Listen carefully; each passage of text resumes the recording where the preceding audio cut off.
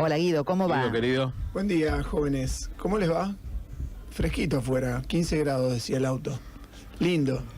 Lindo para Aprovechamos para hacer física. ejercicio. Claro. Sí, hay que salir Si no salimos ahora es porque como este dé verano... lugar. Días anteriores el calor tempranito ha apretado mucho y después al final del día más cuesta salir a correr. La verdad que como vos decías hace un rato, Javier, el verano está siendo extremadamente generoso. Y hoy tampoco llueve, así que bárbaro. Sí, estamos de parabienes. Hasta la semana que viene no hay lluvia, aprovechemos. ¿Te gustó? De parabienes.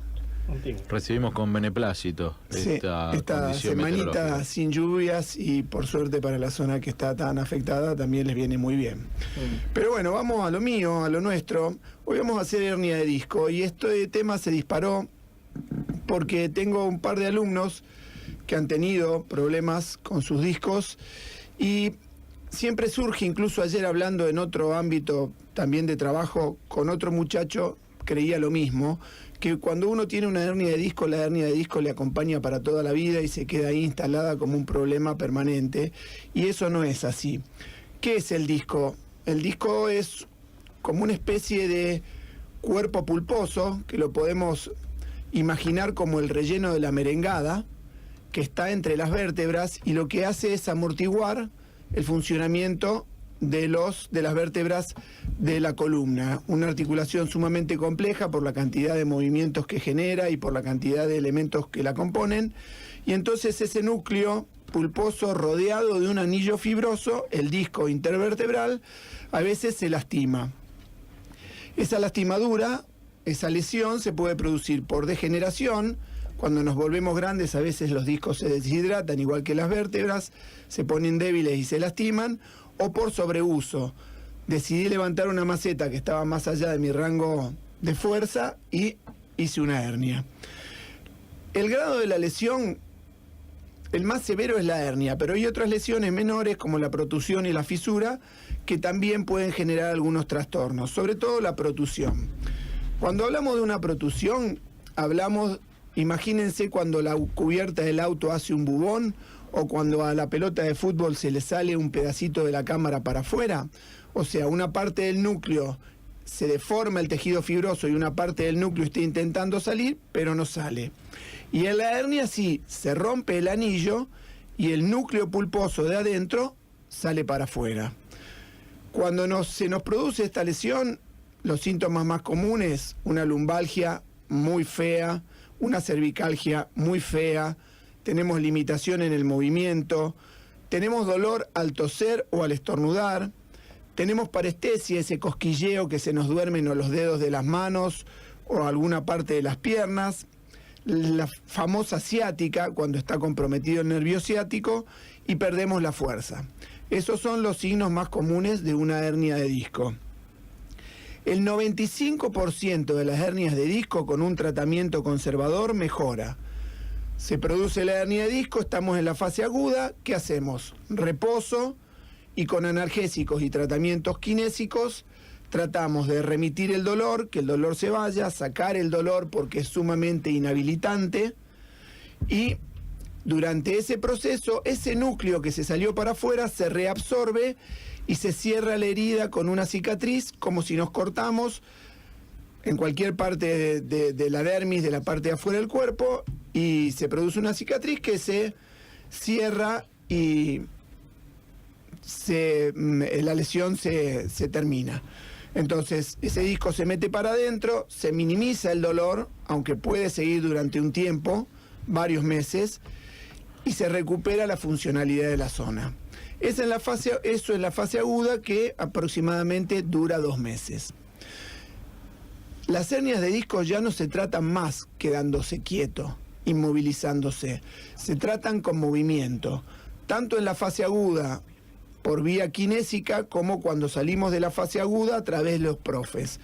Entonces, cuando el médico considera que ya se puede empezar a trabajar con los profesores, lo que se hace, ya sea que la hernia haya sido por sobreesfuerzo o por degeneración, es pensar en el futuro, generar actividades para proteger el futuro, sacar las debilidades que nos pueden haber predispuesto a tener esa hernia y potenciar toda la estructura que sostiene la columna para que no se vuelvan a producir. Entonces, por sobreesfuerzo o por degeneración, habrá que recuperar la masa muscular perdida, porque como siempre digo, el cuerpo es muy sabio. Si hay una lesión, ¿qué hace?